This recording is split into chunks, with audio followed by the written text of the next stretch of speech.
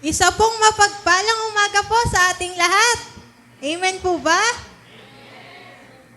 Purihin ang ating Diyos dahil po sa panibagong araw na kanyang ipinagkaloob po sa atin. Tayo po ay muling nagtipon ngayon upang magpuri sa Kanya at matuto mula sa Kanyang salita. Ang tema po natin ngayong araw ay The Armor of God mula sa Efeso 6 verse 11. Tayo ay tinatawag na magsuot ng buong balutoy upang mapanatili ang ating pananampalataya sa gitna ng laban ng buhay. Kaya tayo ay lumapit sa Diyos at hingin natin ang Kanyang paggabay sa ating pagsamba. Tayo pa ay manalangin. Aming mapagmahal at makapangyarihan na Diyos, sa umagang ito, lumalapit kami sa iyo ng may pagkakafumbawa at pagsamba. Salamat sa panibagong araw na iyong ipinagkaloob sa biyaya ng buhay at sa pagkakataong makalapit sa inyong banal na presensya. Panginoon, kami po ay nagtitipon ngayon hindi lamang upang magsama-sama, kundi upang itaas ang iyong pangalan at maranasan ang iyong kapangyarihan sa aming kalagitnaan. Punuin mo po ang lugar na ito ng iyong Espiritu Santo. Hipuin mo po ang bawat puso at baguhin ang aming isipan at linisin kami upang maging karapat-dapat sa iyong harapan. Aming Ama, ihanda niyo po kami ang aming mga puso sa pagpupuri at pakikinig ng iyong salita. Naway ang bawat awit na aming aawitin, ang bawat panalangin na aming sasambitin, at ang aming bawat salita na aming mapapakinggan ay maging kalugod-lugod sa iyo. Itinatalaga namin sa iyo ang buong pagsamba nito. Samahan mo kami, Panginoon, at hayaan mo maranasan namin ang iyong kalapitan. Ikaw lamang ang aming itinataas. Ikaw lamang ang aming sinasamba. Amen. Sinasabi po sa awit 100 verse 2, maglingkod kayo sa Panginoon ng may kagalakan, lumapit kayo sa Kanya ng may awit ng pagpupuri, kaya't ihanda natin ang ating mga puso habang sama-sama tayo nagpupuri sa ating Diyos. Tayo po ay magpuri at magsamba sa Panginoon sa pangunguna po ng ating worship team. Handa na po ba tayong magbigay ng papuri at pagsamba sa ating Diyos sa buhay? Ang lahat ay magsabi ng Hallelujah! Ang tunay na handang-handang mag-alay ng papuri. Umawit, kumembot ka man dyan, itaas ang iyong mga kamay. Yan ang tapat nating gawin para sa ating Panginoon dahil yan ay nararapat na makita at matanggap ng ating Diyos sa araw nito. Kaya wag na magpatumpik-tumping pa. Sabi nga sa salita na binanggit ng ating tagapagdaloy na tayo ay naririto upang magbigay ng papuri sa ating Diyos at kalimutan natin ang lahat ng mga problema, mga pasanin ng nasa labas. Kundi tayo ngayon ay buong buo, may dalisay na puso para magpuri sa ating Diyos. Hallelujah! Kaya dapat lamang na isuot natin ang baluti ng ating Panginoon upang tayo ay maging matatag at tayo ay hindi maimpluwensyahan ng kahit na anumang tukso sa ating buhay dahil tayo ay Kristiyano at tayo ay may espiritual na buhay sa ating Diyos. Kaya panibagong araw, panibagong bukas, panibagong simula para sa ating Diyos na buhay. Amen!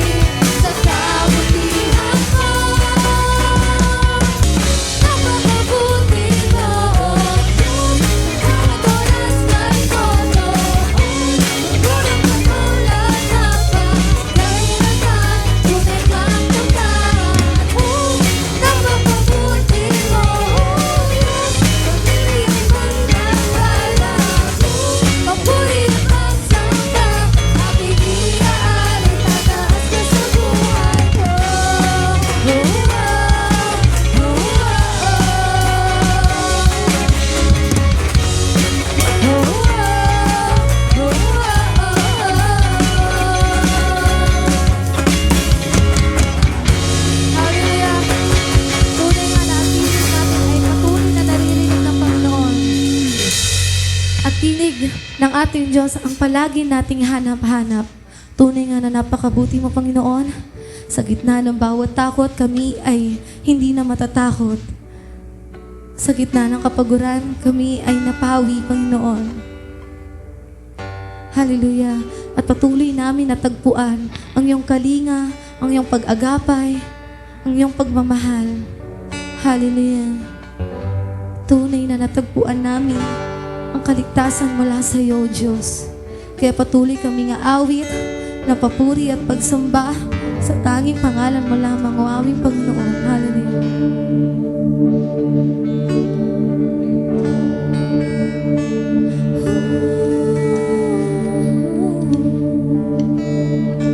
Ang tinig mo ay aking hanap-hanap. Sa gitna ng bawat takot, paghihirap, sa kabila ng aking pagkukulang, katapatan mo, O Diyos, tanging lahat. Sa puso at damdamin, ika'y mananatili. Walang hanggan ng alay mo, pag-ibig. Natagpuan ang iyong pag-ibig na dakila.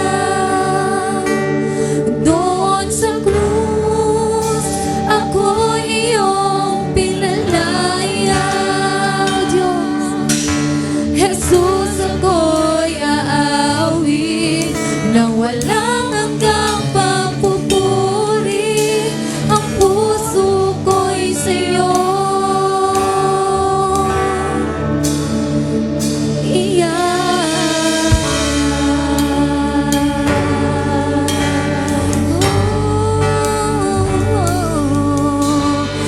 Pag-ibig, ikaw ang kagapan. Kabutihan mo sa'kin di nakukulang. Panginoon, ikaw lang ang kailangan. Magpakailanman sa'yo ako'y mananahan. Sa puso at damdamin, ika'y mananatili. Walang hanggan ng alay mo, pag-ibig. Natagpuan ang iyong pag-ibig na dakila. Doon sa krus, ako'y iyong pinalaya. Jesus, ako'y aawit na walang hanggang pagpupuri. Ang puso ko'y sa'yo.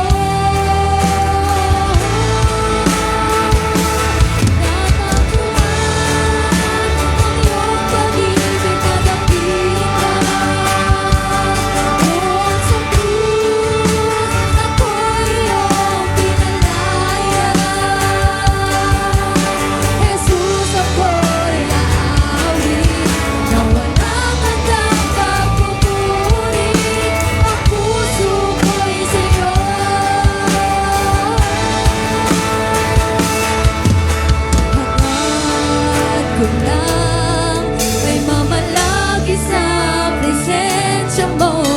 Natagpuan, ako'y binago ng pag-ibig mo.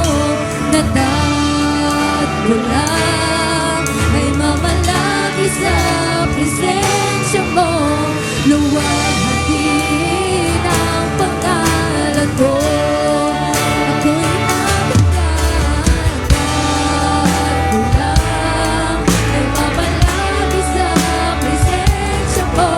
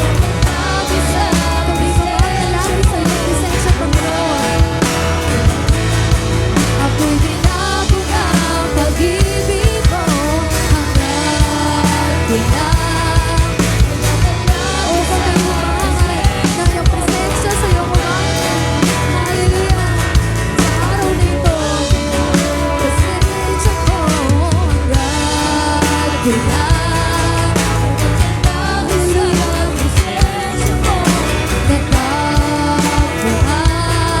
Ako'y ginako ng pag-ibig mo, hangad ko lang palagi sa presensya mo nawagpuan. Ako'y ginako ng pag-ibig mo, hangad ko lang palagi sa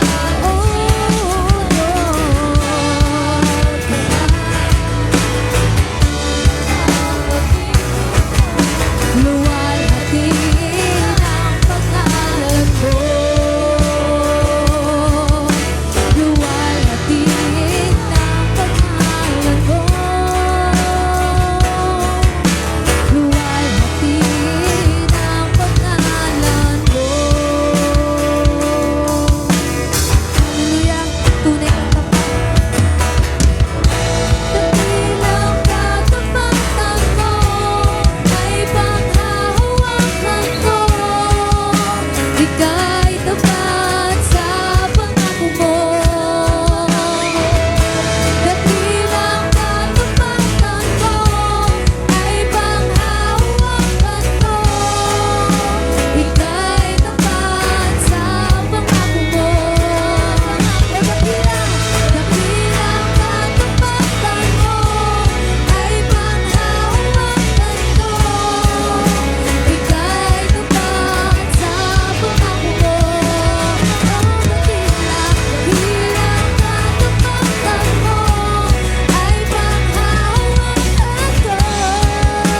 Ika'y tapat.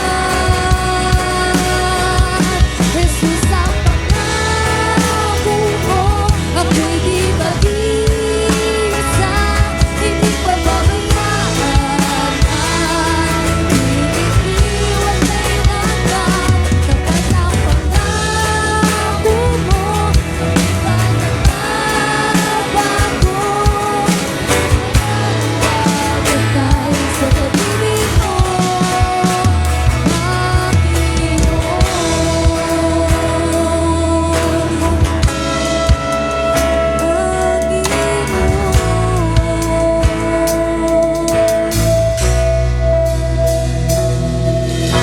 sa bawat takot at sakit naghihintay, mangungusap ka. Naniniwala na ikaw ay nariyan. Ramdam ko ang iyong pagmamahal. Sa iyong tugon ako'y magtitiwala. Ang dalangin ko'y kalooban mo. Ang pagsama mo ang ninanais ko. At kapayapaan sa piling mo.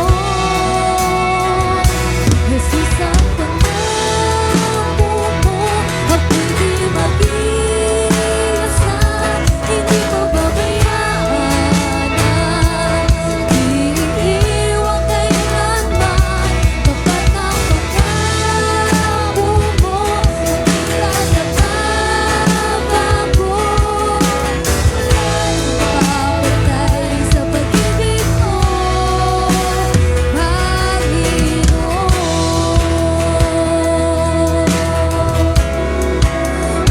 Panginoon. Salamat sa iyo, Diyos. Salamat sa biyaya at pagpapala. Ika'y kalakasan at kakamay ko. Ako'y namamangha sa kabutihan mo. Walang hanggang papuri, alay sa iyo, Jesus. Jesus, ang pangako mo, ako'y di mag-isa, hindi mababayaan.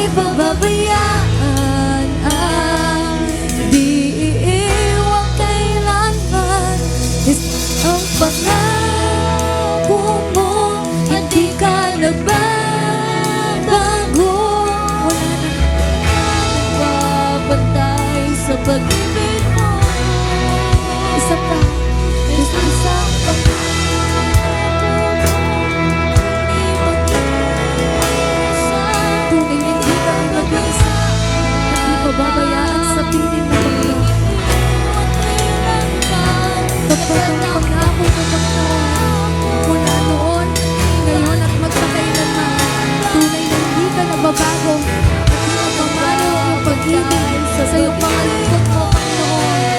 Hallelujah! Jesus ang pangako mo. Isa, di mo babayaan yan. Iniiwan ka ni Batman. Tapat ang pangako mo. Di ka nagbabago. Wala nagpapagay sa pag-ibig mo. Jesus ang pangako mo. Ako'y di mag-iisa. Hindi mo babayaan yan. Iniiwan ka ni Batman. Tapat ang pangako mo. At di ka nagbabago. Wala nagpapagay sa pag-ibig mo,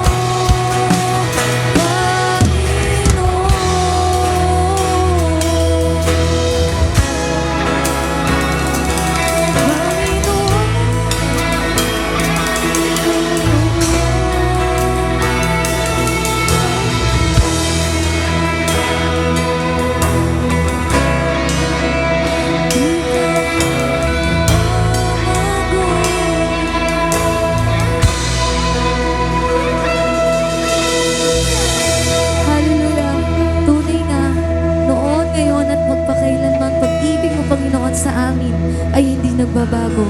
Tunay ka naging tapat sa mga pangako mo at di mo kami binigo kailanman, O Diyos. Kaya patuloy kami magpapasalamat, patuloy kaming mananahan sa iyo, Panginoon, at tanging presensya mo lamang at pag-ibig mo lamang ang kailangan namin sa buhay.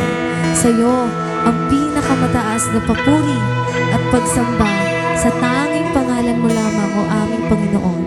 In Jesus' name, Amen.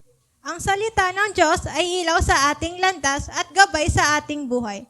Basahin natin ngayon ang ating pangunahing talata mula sa Efeso chapter 6 verse 10 to 18 na magpapaalala sa atin ng kahalagahan ng espiritual na baluti na bigay ng Diyos. Tinatawag ko po si Alexis Vasquez para sa ating scripture reading.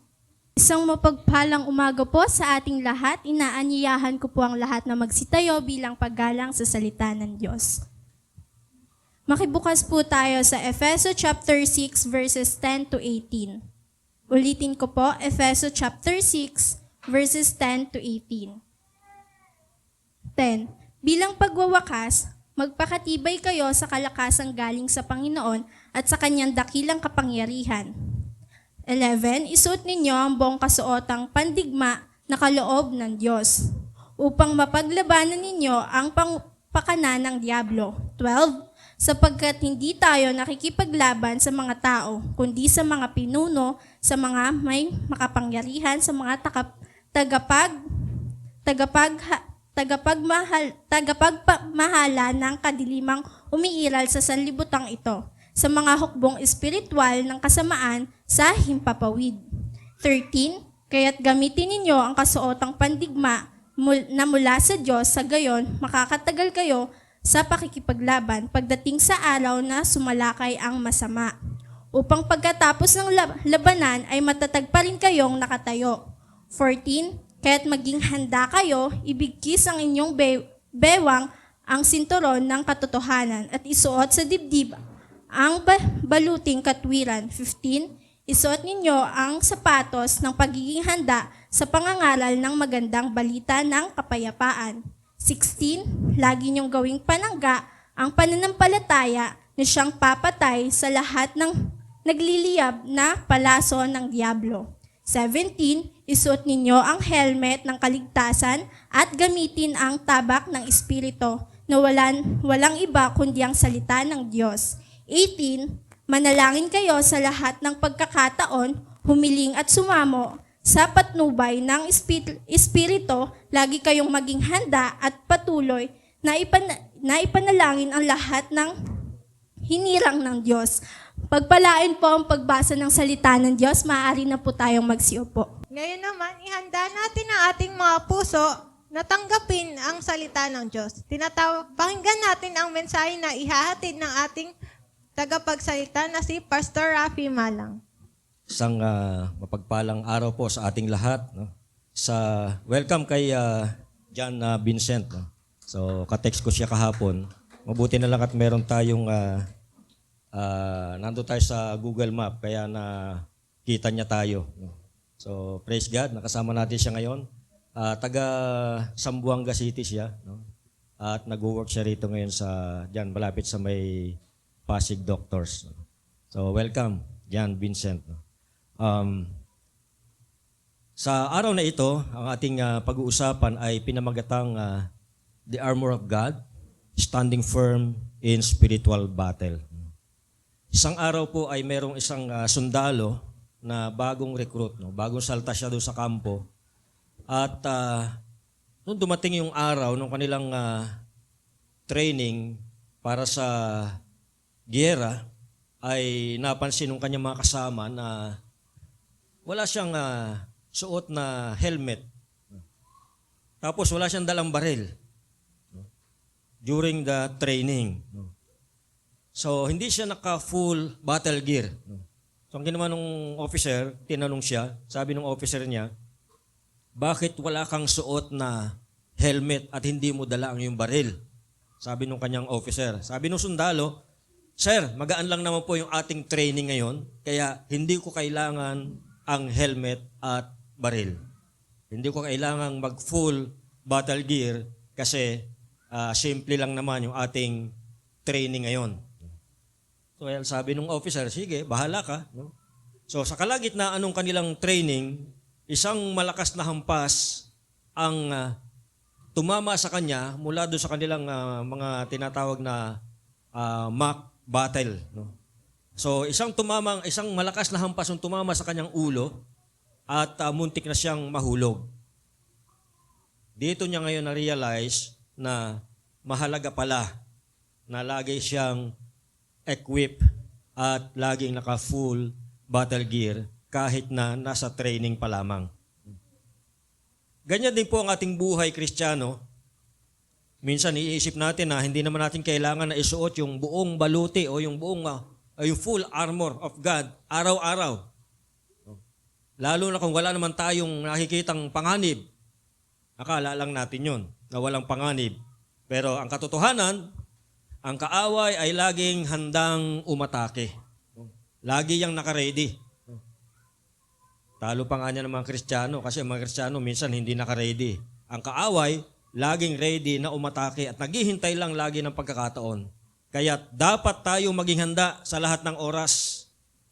Isuot natin ang buong baluti ng Diyos upang tayo ay makapanindigan laban sa mga pandilin lang ng dyablo. Tayo po ay sandaling manalangin. Dakilang Diyos, nagpapasalamat po kami sa araw na ito na sa amin pong pananambahan ay kami po ay may pagkakataon na makapag-aral, makapakinig ng inyong salita. Dalahin ko nga po, Panginoon, na sa amin pong pakikinig, ang inyong banal na espiritu ang siyang patuloy na kikilos sa aming mga puso upang maunawaan namin, maging malinaw po sa amin ang inyong mensahe sa araw na ito. Pagpalain niyo po, Panginoon, ang bawat isa at dinadalahin din po namin na sa aming sama-samang pananambahan, kami po ay makapagbigay ng kaluguran sa inyo at malulhati po kayo sa aming pagsamba sa oras na ito. Itong ang dalangin sa pangalan ni Jesus. Amen. Mga kapatid, in life, we face not only physical and emotional struggles, but also we are facing every day spiritual battles. The enemy, Satan, seeks to weaken our faith. Gusto niyang pahinain yung ating pananampalataya. Gusto tayong pahinain at tuluyang tumalikod at lumayo sa Diyos. Yan po ang gusto ng kalaban. However, God has provided us with spiritual armor to stand firm against the schemes of the devil. Lahat po ng pakanan ng dyablo, meron pong panlaban ang mga Kristiyano. Ito po ay pinrovide ng Diyos. At ito po yung sinasabi ni Paul diyan po sa Ephesians chapter 6 verses 10 to 18. In his letter to the Ephesians, in-outline po ni Paul itong armor. At tayo po ay hinihikayat na tinatawag niya tayo para ito'y ating isuot araw-araw so that tayo po ay laging handa sa pakikipaglaban. Ano po ba itong mga dapat nating isuot? Mamaya titingnan po natin yan isa-isa. But first, sa ating unang punto, nandito po yung panawagan na tayo po ay maging malakas sa Panginoon. To be strong in the Lord. No? Sabi doon sa verse 10 to 11, Ephesians chapter 6, finally, be strong in the Lord and in the strength of His might. Put on the whole armor of God that you may be able to stand against the schemes of the devil. So para po mapagtagumpayan natin ang bawat tukso, para mapagtagumpayan po natin ang lahat ng pakana ng dyablo, ang lahat ng kanyang taktika, dapat po nating isuot ang buong baluti ng Diyos. Hindi po sapat yung ilan lamang, kundi dapat lahat ay isuot natin. Ang panawagan po natin ng talatang ito na tayo po'y maging matatag sa Panginoon. Ito po'y isang paalala sa atin, isang reminder sa atin na ang ating lakas ay nagmumula sa Diyos, hindi po sa ating sariling kalakasan. Hindi po sa ating sariling kakayahan. Sinasabi dito ni Paul na dapat tayong magpakatibay sa Panginoon at sa kapangyarihan ng kanyang kalakasan. At sabi niya, isuot ang buong baluti ng Diyos, the full armor of God, upang mapaglabanan natin ang lahat ng panlilinlang pandaraya ng dyablo sa ating buhay. Pinapakita nito na nasa espiritual na labanan tayo.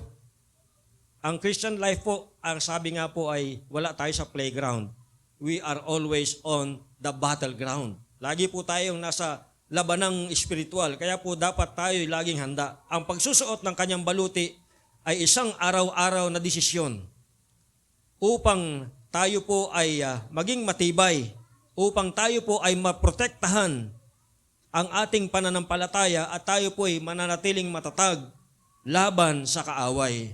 Kaya po tayo bumabagsak, kaya po tayo natatalo ng kaaway dahil hindi po natin isinusuot ang buong baluti ng Diyos na ipinuprovide niya rito sa Ephesians chapter 6 verses 10 to 18. Tandaan po natin, ang ating lakas ay nagmumula sa Diyos, hindi sa ating sariling kakayahan. Hindi natin kayang labanan ang kaaway sa ating sariling talino o sa ating lakas. Kailangan nating umasa sa kapangyarihan ng ating Panginoon upang malabanan ang lahat ng panlilinlang ng dyablo. Napakadaya po ang dyablo, napakatuso ang dyablo, kaya hindi po tayo dapat magpakampante. Hindi po tayo dapat magpa-relax-relax lang. Dapat lagi po tayong handa dahil ang dyablo, naghihintay lang siya lagi na tayo ay atakihin. Naghihintay lang siya lagi ng pagkakataon. Ang utos na isuot ang buong baluti ng Diyos ay nangangahulugan ng isang intentional na desisyon, araw-araw. No? Hindi lang tuwing Sunday, hindi lang tuwing Saturday, ito po'y araw-araw na desisyon. Talagang gagawin natin. Ito po'y intentional. Sasadyain natin na ito'y gagawin natin, na pipiliin natin, pagdidesisyon na natin, na araw-araw isuot natin ang buong baluti ng Diyos upang sa gayon, meron tayong maipagsanggalang sa ating sarili laban sa espiritual na atake ng dyablo. Hindi po ito isang beses na gawain lamang. Ito po'y isang patuloy na disiplina ng pananampalataya. Kasama po ito sa mga spiritual discipline sa ating ginagawa. Kasama po ito sa mga dapat nating ginagawa bawat araw upang sa gayon ay lagi tayong battle ready. Yan po yung tema ng ating BBS this year, battle ready. Dapat tayong laging battle ready. Hindi lang isang araw, kundi dapat araw-araw. Kung hindi natin susuot ang buong baluti ng Diyos o yung buong armor of God, tayo po ay magiging mahina. Madali tayong madadala sa tukso. Madali tayong madadaya ng kaaway. Ngunit, kung tayo po ay lalakad at mamumuhay sa kalakasan ng Panginoon, tayo po ay magtatagumpay sa ating kinakaharap na spiritual warfare. Si Corrie ten Boom, isa pong Kristiyanong manunulat at Holocaust survivor, siya po ay nagsabi, sabi niya, trying to do the Lord's work in your own strength is the most confusing, exhausting, and tedious of all work. But when you are filled with the Holy Spirit, then the ministry of Jesus just flows out of you. No? Sabi niya kung magmi-ministry ka, kung maglilingkod ka sa Panginoon sa pamamagitan ng iyong sariling kalakasan, sabi niya, it is the most confusing. Kaya na-confuse tayo kung minsan. Most exhausting, nakakapagod. Mababurn out tayo, mapapagod tayo kapag tayo po ay naglilingkod sa Panginoon, nagmi-ministry tayo in our own strength. At napakahirap po ang gawain na ito. Ang ministry, napakahirap po kung ito ay gagawin natin sa ating sariling kalakasan. Eh sabi niya, but if you are filled, o when you are filled with the Holy Spirit, kung ikaw ay puspos ng Espiritu Santo sa bawat araw, sa bawat segundo ng buhay natin, then sabi niya, the ministry of Jesus just flows out of you. No? Napakagaan ang paglilingkod sa Panginoon.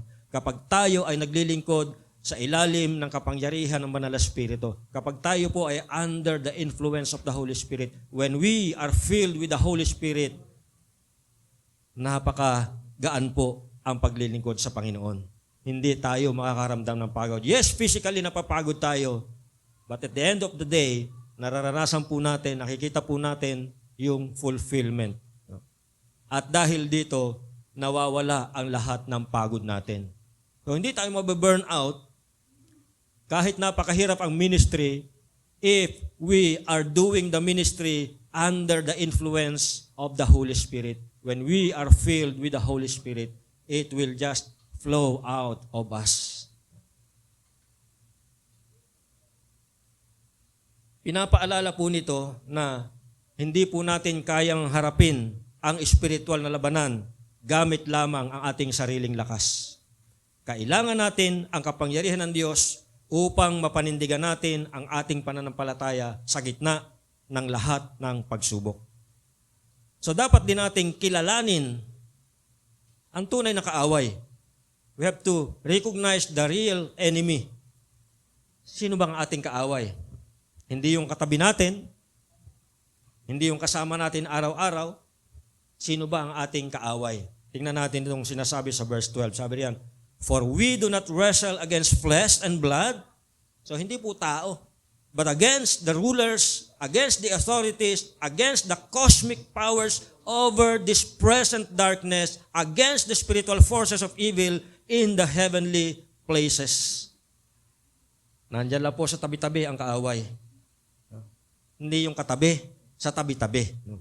Hindi po tao, kundi mga espiritu. Anong klaseng espiritu ito? Itong masasamang espiritu. Itong mga kampon ni Satanas. Itong mga diablo. No?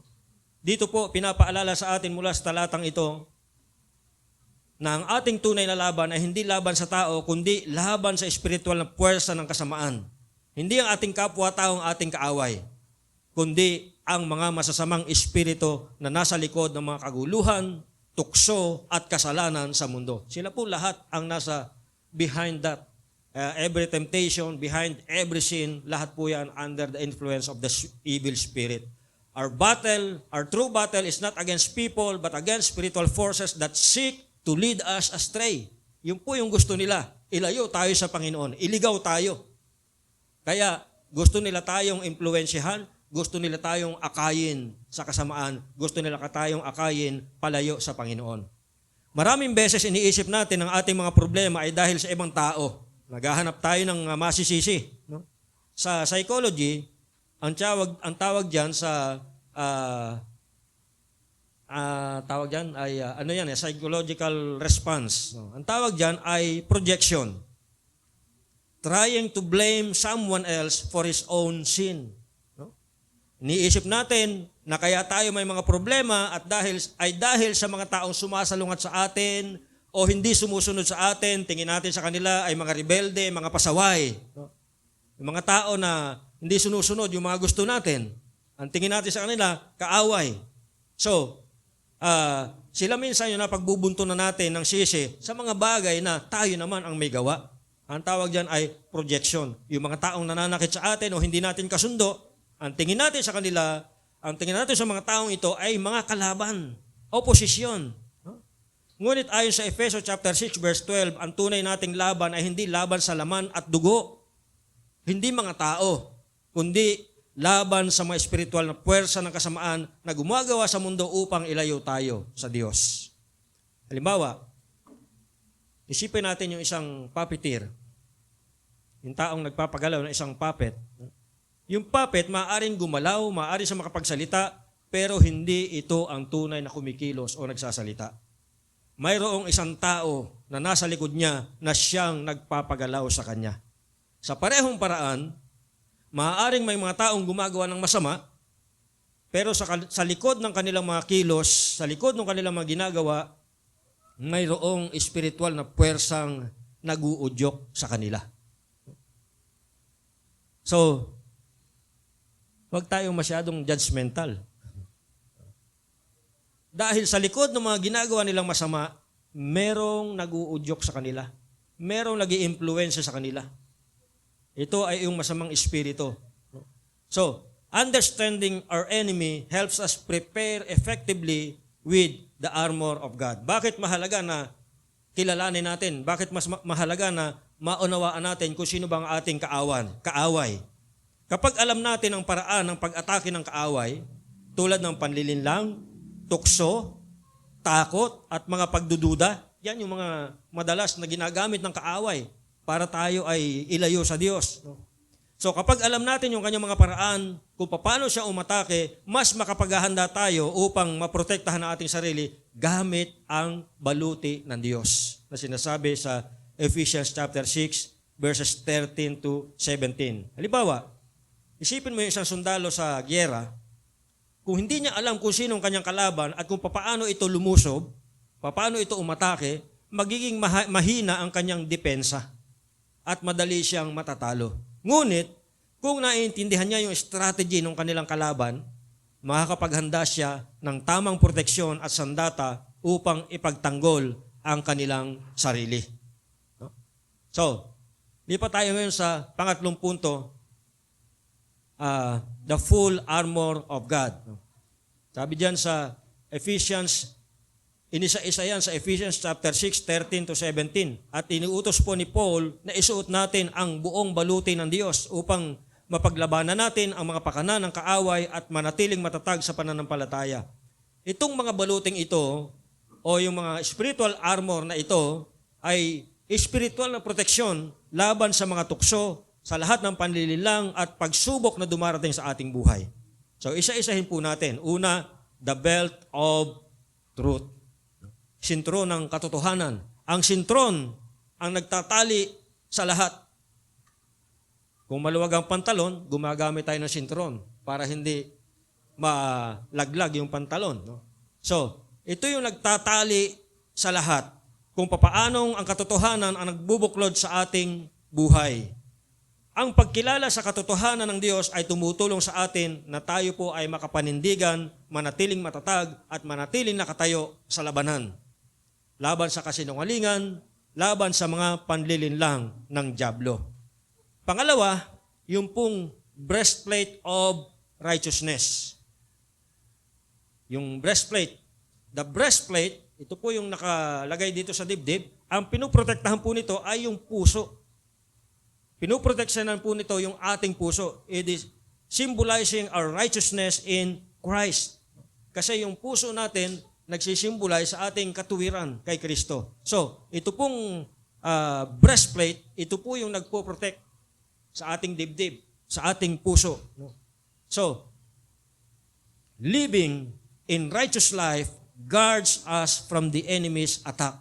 Kapag tayo po ay namumuhay sa katuwiran ng Diyos, kapag tayo po ay namumuhay ayon sa kalooban ng Diyos at sumusunod sa Diyos, ito po yung nag-iingat sa atin para sa lahat ng atake ng kaaway, ang dyablo. Pangatlo po, yung shoes of the gospel of peace. Importante po sa isang sundalo na magkaroon po siya ng matatag na paninindigan o pagtayo. At nakatutulong po sa kanya yung matatag na pagtayo, yung kanyang combat shoes. So, dito po ay tinatawag na shoes of the gospel of peace because we need the stability of the gospel. So, peace with God, through Jesus Christ allows us to stand firm and share His message. Kapag tayo po ay nasa Panginoon, siyempre, nararanasan natin yung kapayapaan ng Panginoon and we are in good terms with God. We are in good relationship with God. We have peace with God. And because we have peace with God, ito po'y nakakatulong sa atin para tayo ay manatiling matatag at ito po yung magtutulak sa atin, ito po yung mag-uudyok sa atin na yung kapayapaan na nararanasan natin, yung pag-ibig ng Diyos na nararanasan natin ay maibahagi din sa iba. Hindi natin sinasarili yung experience na nararanasan natin sa Panginoon. Yung kaligtasan na nakamtan natin mula sa Panginoon sa pamagitan ni Kristo, hindi natin sinasarili, kundi ibinabahagi natin sa mga hindi pa nakakaranas nito at di pa nakakarinig nito. So the next one is the shield of faith. Shield, yung kalasag. No? Shields protects against arrows. So ito yung panangga ng mga, noon kasi mga Roman soldiers. No? Ito yung kanilang panangga doon sa mga pana. Kasi noon ang labanan ay pana, sibat, yung espada. Yan yung kanilang mga ginagamit noon. Wala pa ng mga baril noon. No? So, ito yung kanilang, ngayon, pagka ang kanilang panangga lang ay yung, tawag doon, yung vest, bulletproof vest. No? So, ito yung ginagamit nilang panangga lang ngayon. Noon, ginagamit nila yung shield. No? So, meron silang kalasag na ginagamit para protection ito sa mga pana, yung mga lumilipad na pana. So, ito po yung shield of faith. Ito po yung ating pananampalataya. Ito yung nagpo-protect sa atin against the enemy's lies and temptation. Yung mga kasinungalingan at mga tukso na ibinabato sa atin ng dyablo, ito po yung magpo-protect sa atin, yung shield of faith. Yung ating pananampalataya, nag-iingat sa atin, nagbibigay ng protection sa atin against the enemy's lies. Sabi sa John chapter 8, no? The enemy o Satan, tinatawag po ni Jesus o tinawag ni Jesus na the father of lies. So lahat ng kasinungalingan nagmumula sa dyablo, nagmumula kay Satan at sa kanyang mga kampon. So, para maprotektahan tayo diyan, we need the shield of faith na panlaban. So, trusting in God's promises helps us extinguish Satan's attacks. So, kung meron tayong panlaban, kaya nakakatulong po again yung memory verse.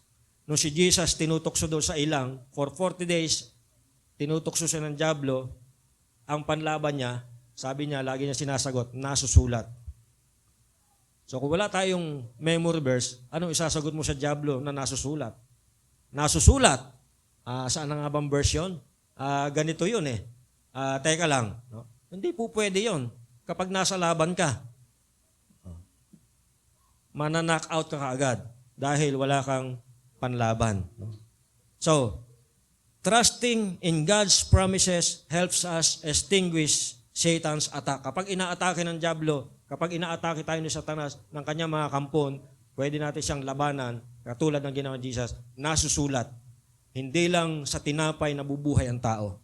Nung tinutokso siya na gawing tinapay yung bato, ang sabi ni Jesus, nasusulat.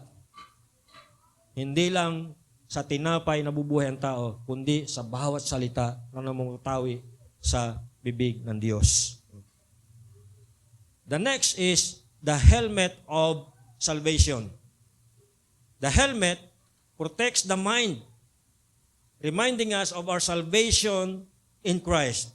So, assurance of salvation guards against doubt and fear. Kung tayo po ay may katiyakan sa ating kaligtasan, wala tayong mga dapat ipangamba. Wala tayong dapat ikatakot. Anytime, bawian tayo ng buhay, hindi tayo dapat natatakot. Dahil we have this assurance of salvation. Na kung tayo ay may Kristo sa ating puso, meron tayong buhay na walang hanggan sa piling ng Panginoon. So, yan po yung nagpo-protect sa ating isipan para paglabanan yung mga pag-aalinlangan, yung mga doubts, yung mga fears, yung mga pandarayan ng dyablo. Na gusto tayong iligaw, gusto tayong ilayo sa Diyos. Number 6, the sword of the Spirit. Ito yung ating offensive weapon. Kanina, puro defensive weapon yung pinag-uusapan natin. Ito ngayon yung ating offensive weapon. the only offensive weapon in the armor is the Word of God. At ito pong espada na ito, again, ito po yung offensive weapon natin. Ito po ay ginagamit hindi sa kakampi, kundi sa kaaway. So, ang paggamit ng sword of the Spirit, ito po ay para sa kaaway, take note, para sa kaaway, hindi sa kakampi. Kapag kakampi, ang kailangan niya ay word of healing. Words that can heal the wounded soul. Ito po ang kailangan ng kakampi. Ginagamit natin yung matalim na tabak, yung magkabilang talim na espada, ito po ay para sa kaaway. So knowing and applying Scripture allows us to counter the enemy's lies. Ito po yung panlaban natin sa mga kasinungalingan ng kaaway. So, gamitin natin ito, iwas-iwas natin ito sa kaaway, hindi sa kakampi. Kapag kakampi, ang kailangan niya ay word of healing. So, lastly, dun sa verse 18, makikita po natin doon yung kapangyarihan ng panalangin. Tinuturo ni Paul na dapat tayong manalangin sa lahat ng pagkakataon sa tulong ng Espiritu na may pagtitiyaga at pananalangin para sa lahat ng banal, para sa lahat ng mananampalataya. Bakit? Bakit ba kailangan nating manalangin? Bakit ba makapangyarihan ang panalangin? Yan, una, ito yung ating koneksyon sa Diyos. Sa pamagitan ng prayer, tayo po ay nakaka-connect sa Diyos. Ito po yung ating 24/7 lifeline sa Diyos. Ito po yung linya na laging online. Hindi po ito nag-offline. Kahit wala kang load, kahit wala kang wifi, maaari kang makakonect sa Diyos sa pamagitan ng prayer. So prayer connects us to God. Sa pamagitan ng panalangin, lumalapit tayo sa Diyos upang humingi ng gabay, humingi ng lakas at proteksyon. Bakit makapangyarihan ng panalangin? Dahil ito ay ating sandata laban sa kaaway.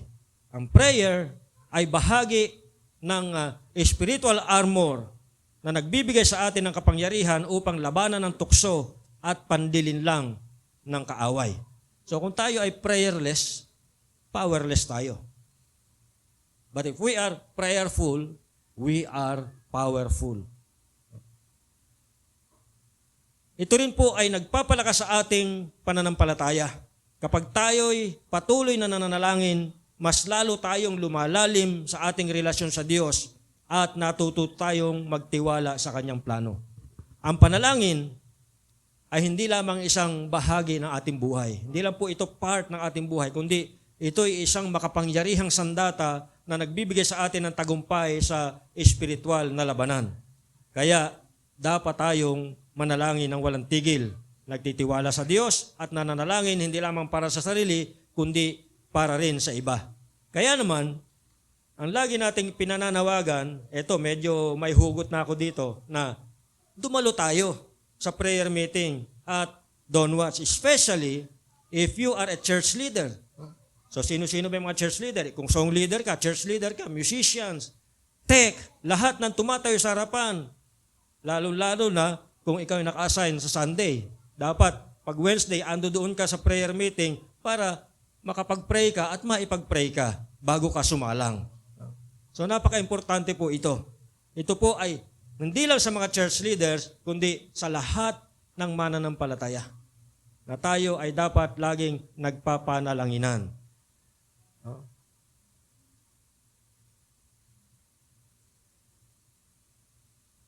Siguro, sasabihin natin na, Pastor, napaka-busy ko. Busy ako. No? Wala na akong oras dyan. No? Wala na akong panahon dyan. Well, it's up to you kung hindi ka maglalaan ng panahon. But I tell you, kailangan natin ito. Dahil kung hindi tayo mananalangin at magpapanalanginan sa isa't isa, manghihina tayo. Wala tayong panlaban sa atake ng dyablo. No? So, Alam nyo ba na isa sa mga schemes o pakana ng dyablo sa buhay ng mga Kristiyano ay gawin tayong busy sa iba't ibang mga bagay maliban sa gawain ng Panginoon. Gawin tayong busy para hindi ka maka-attend ng prayer meeting. Gawin tayong busy para hindi makapag-devotion. Gawin tayong busy para hindi makapagsimba. Yan ang ginagawa ng dyablo sa buhay natin. Ilayo tayo sa Panginoon. Gawin tayong busy sa iba't ibang mga bagay maliban sa gawain ng Panginoon.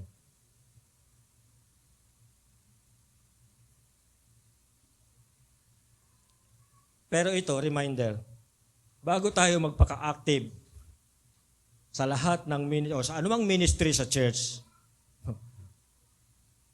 unahin natin yung ating personal relationship sa Panginoon.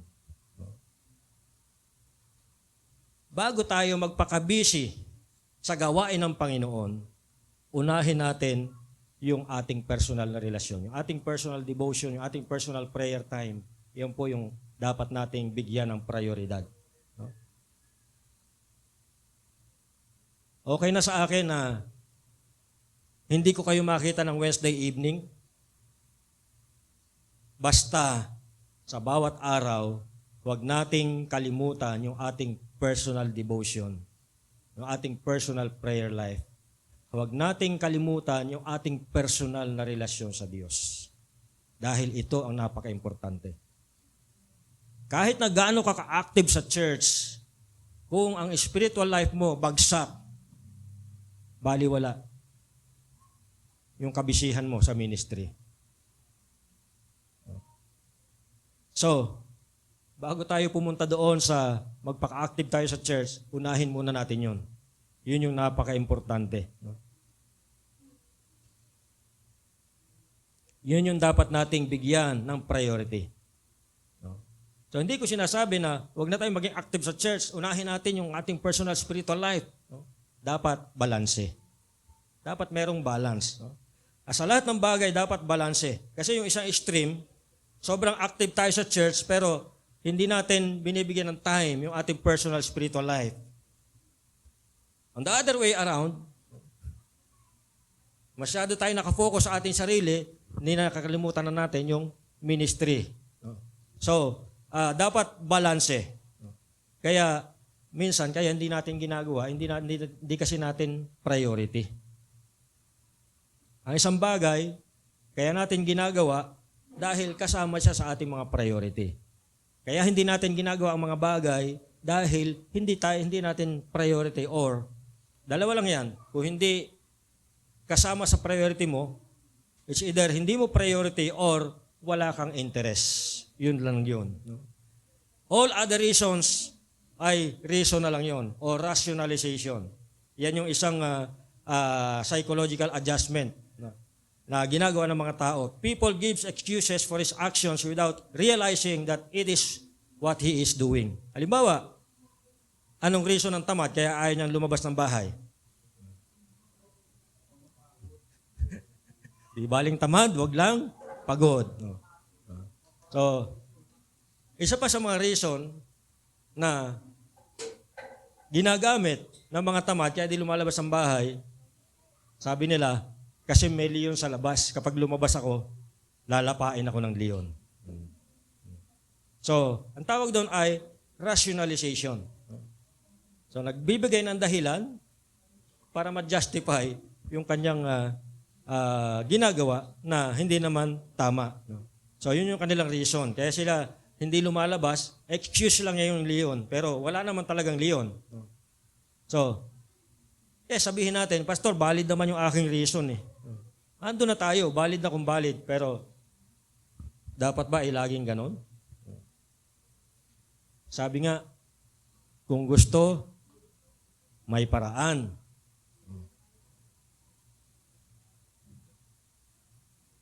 May mga ibang kasama nga tayo dito na darating dito Sunday morning, wala pang tulog dahil galing sa night shift na duty. Diretso rito. So, itutulog na lang niya, binabawasan pa niya ng 2 oras Sunday morning para lang maka-attend ng worship service. So, meron tayong mga kasama dito na ganun. Panggabi kasi sila, kaya bago umuwi, dito muna dumidiretso, bago matulog. No? So, kaya pagka tapos ng service, nagmamadali ng umuwi kasi inaantok na yan, gusto nang itulog. No? Si Martin Luther, siya yung pinuno ng Protestant Reformation. Isa siyang halimbawa ng isang taong nagsuot ng baluti ng Diyos sa kabila ng mga matitinding pagsubok. Noong 1521, ay hinarap siya sa diet of worms. Ito pong diet of worms ay isang paglilitis. Hindi po yung literal na worms. No? Tinawag lang itong diet of worms. Ito po isang paglilitis o hearing. Kagaya ng kinakaharap ni dating President Duterte ngayon. No? Siya po ay humaharap sa ICC. No? So, si Martin Luther, humarap din siya sa isang paglilitis kung saan siya po ay pinipilit na itakwil o talikuran yung kanyang paniniwala sa katotohanan ng salita ng Diyos. No? So, matindi po itong kanyang pinagdaanan.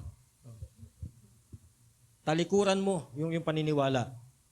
No? Walang ano yun, yung hearing na yun, isang side lang, one-sided lang.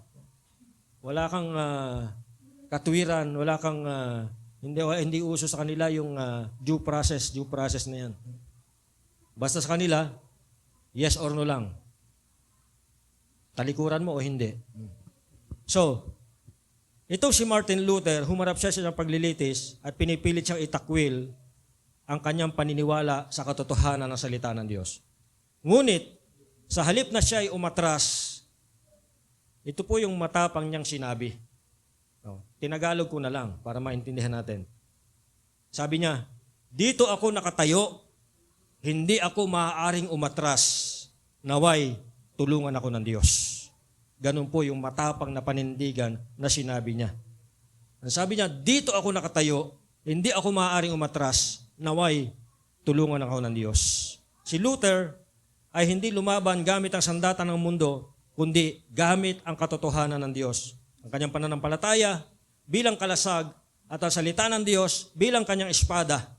Dahil dito, lumaganap ang ebanghelyo at maraming tao ang lumaya mula sa espiritual na panlilinlang. Katulad ni Martin Luther, tayo rin po ay haharap sa pagsubok at mga atake ng kaaway. Ngunit kung tayo magsusuot ng buong baluti ng Diyos, lalakad sa katotohanan, mamumuhay ng may katuwiran at magiging matatag sa pananampalataya, tiyak na hindi tayo matatalo. Dahil sa Diyos, tayo ay mananatiling matibay at magtatagumpay. The battle is real, but so is God's provision. He has equipped us with His full armor so we can stand firm. Let us commit to putting on the armor daily, relying on strength and remaining steadfast in prayer. In doing so, we will be victorious in the spiritual battles we face. Ang tanong, ito yung tanong na pagbulayan natin. Are you daily putting on the full armor of God? Isinusuot ba natin araw-araw itong buong baluti ng Diyos? In what areas of your life do you need to be more intentional in using the armor? Saan ba tayo doon sa mga armor na yun? Dapat pang maging intentional na sasadyain talaga natin pagdesisyonan na gagamitin natin itong armor na ito. Paano natin mapapalalim yung ating prayer life para mas lumakas yung ating spiritual defenses? Para lumakas yung ating depensa laban sa kaaway, paano pa natin mas palalalimin yung ating prayer life? Yan po yung mga katanungan na pagbulayan natin this week. May we stand firm in God's power, fully armored for the battles ahead. Tayo po tumayo, awitin natin yung ating response song, The Battle Belongs to the Lord.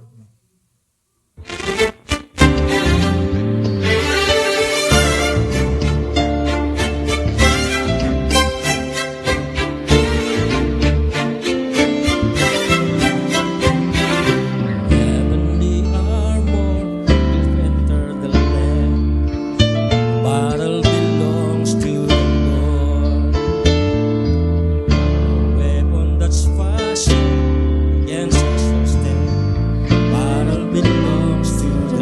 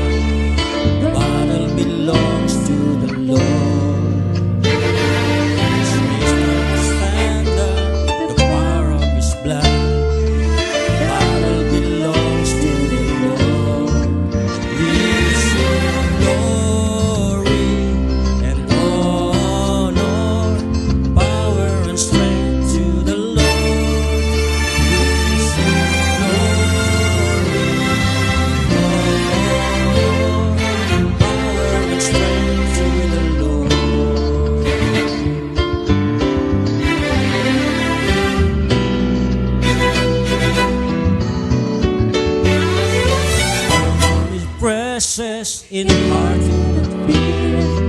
The battle belongs to the Lord. Take courage, my friend, don't give them so sleep. The battle belongs to the Lord. We'll see glory, honor, power and strength to the Lord. We'll see glory, honor, power and strength to the Lord. Battle belongs to the Lord. Battle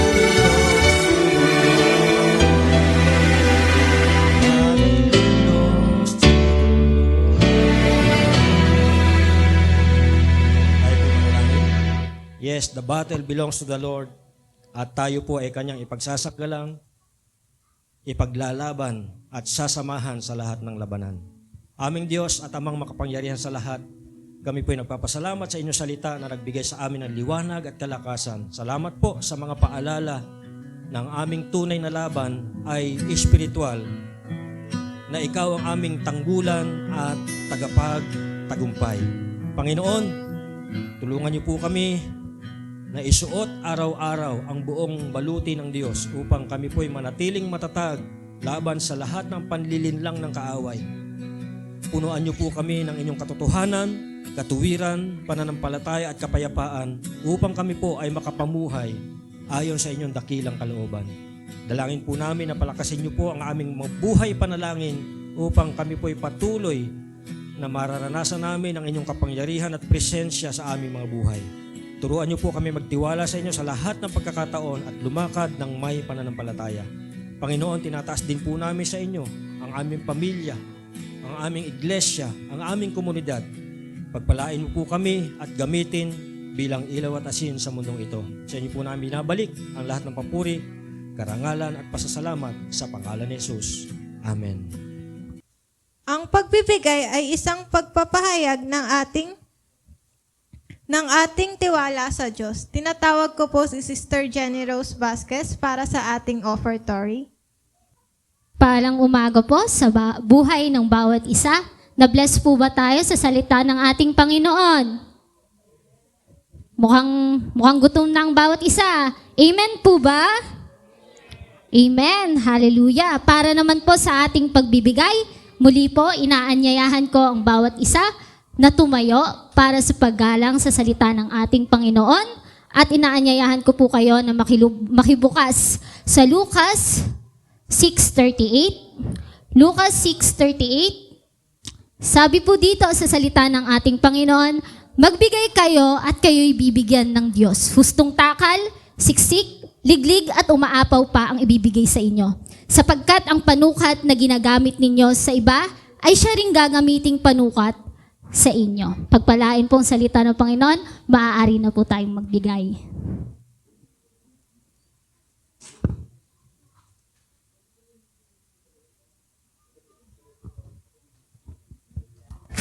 One of the best ways that we can prove that we love the Lord is by giving.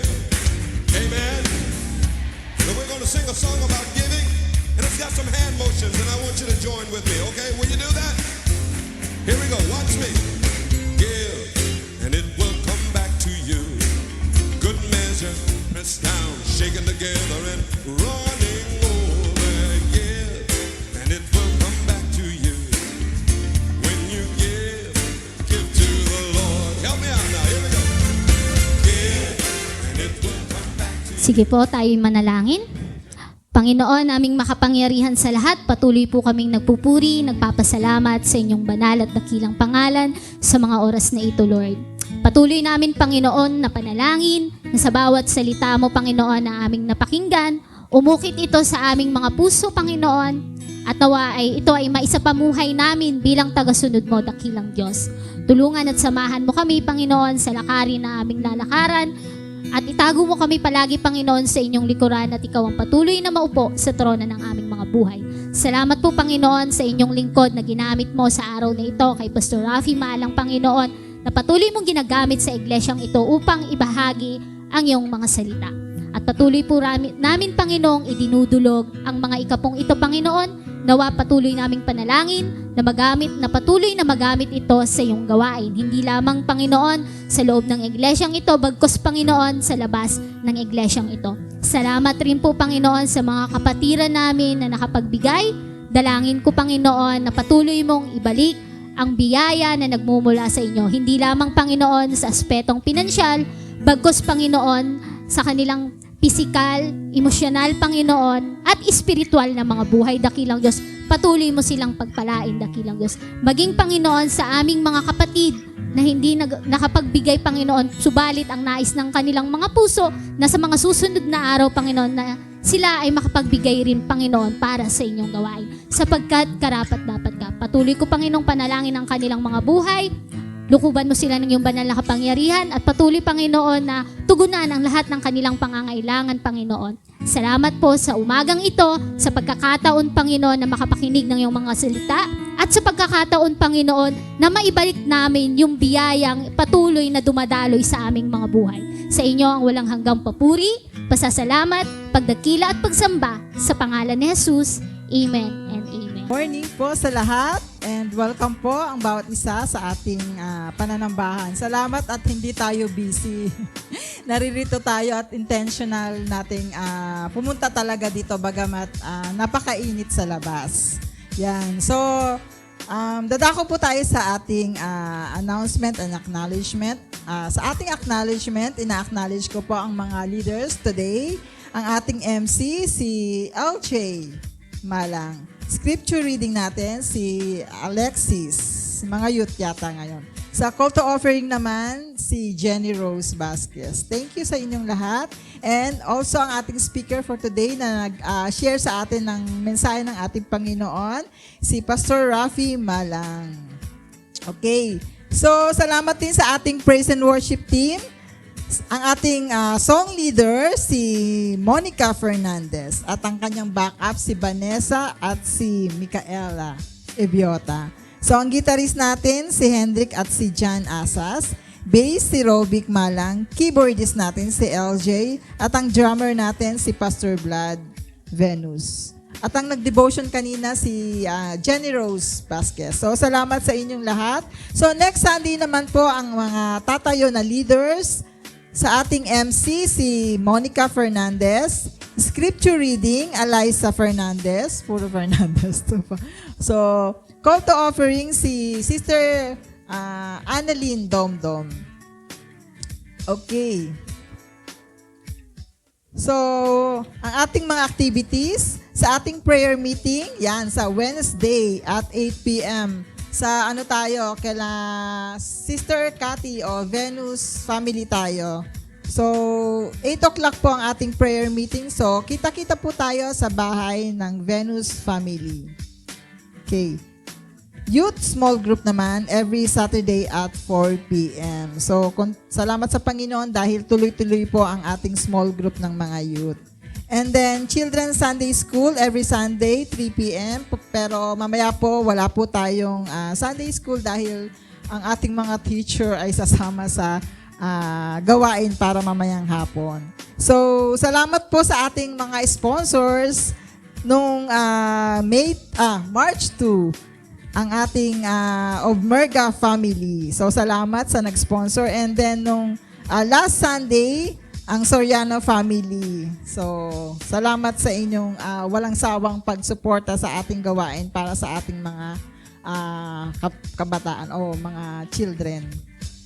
And then, every Saturday, wag nating kalimutan ang gawain. Ang ating Dawn Watch, 5:30 a.m. So, salamat din sa mga cleaners natin. Nung March 2, ang mga women's. March 9, Young Pro, and then kahapon, mga men's ang naglinis. So, sa 23, mga youth naman. Ayan, ang pinakahihintay natin para sa gawain ng ating mga kabataan, ang Zone 2 Youth Pag-Ibig Fellowship. Ang team nila ay FA-FOL. Mamaya na po ito at 2 p.m. So, ngayon yun, March 16. So, ang venue nyo pala ay sa JHAC Jesus Holiness Alliance Church.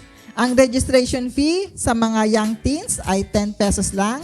Sa young people, 20 pesos. At sa young pro ay 30 pesos. So, affordable yan. So, mamaya, hindi na uwi. So, I think mga 16 na youth at young pro ang sasama. So, kung kayo ay young pro and youth, pwede po kayong sumama mamaya. So, patuloy nating suportahan ng ating gawain para sa ating kabataan. So, happy birthday ngayong March 18. Wala bang dugtog dyan? So, happy birthday sa ating Mayora. Si Sister Cathy Venus. Asa si Ma'am Cathy? So, Ma'am Cathy, happy birthday sa'yo at sana ay mabusog mo kami sa March 19. Ayan, bagamat 18 ang iyong birthday. So, sarado ang Duhat Extension. Susugurin na natin ang bahay ni Ma'am Cathy. So, yun lamang po ang aking announcement at magandang tanghali po sa ating lahat. Pagpalain po tayo ng ating Panginoong Diyos. Tayo po ay muling tumayo para sa ating closing prayer and Po, tayo manalangin.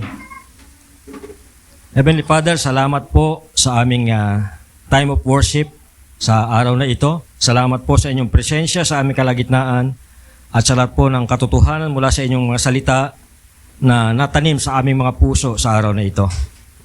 Nawa po lahat po ng natanggap namin sa araw na ito ay makapagpabago sa aming buhay at ito po ay makapagpalapit pa sa amin sa inyo, Panginoon. Sa amin pong paglabas sa lugar na ito, punuin niyo po ang aming puso at isipan ng inyong kapayapaan.